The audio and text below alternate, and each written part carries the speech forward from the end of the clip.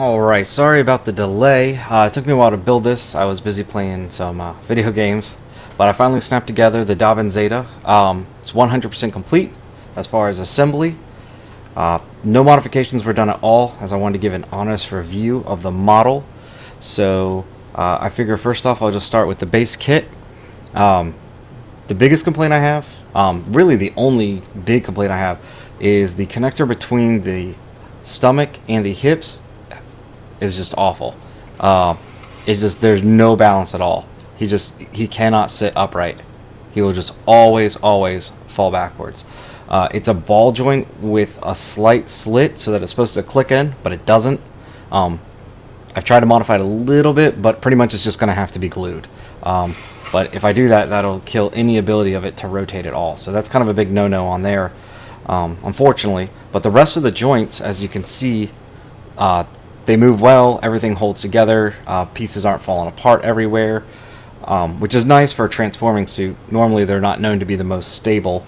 The knee joint is a little weird because of the whole double bend. And if you bend it too much, you will pick up the thruster. As you can see, it'll start to slide off. So you have to push that back down. But that's standard. I'm trying to capture all the extra panel lines and detail that were put into this from the third-party sculpt. As you can see, a lot of masking potential.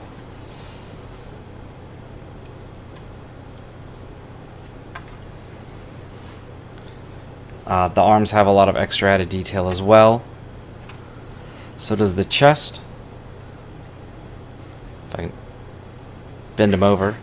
I don't think there's actually any additional parts at all. I believe it's all just rescribing and just detail added onto the original kit.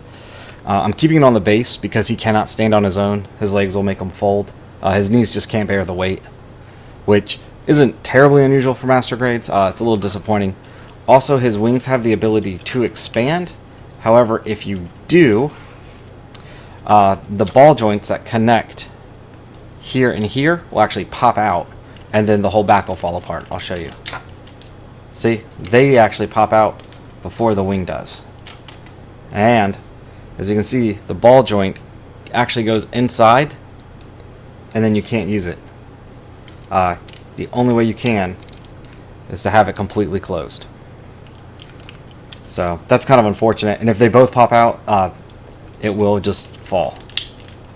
So I'm going to go ahead and move this to the side for now and show you the accessories. First up, we have the shield. As you can see, quite a bit of detail. Not really any moving parts per se, other than that.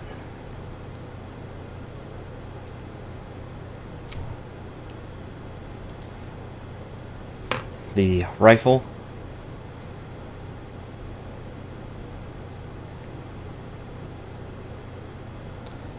There's seam lines down the middle, but they tried to make it look like it was a panel line. It kind of works, kind of doesn't. The much larger rifle.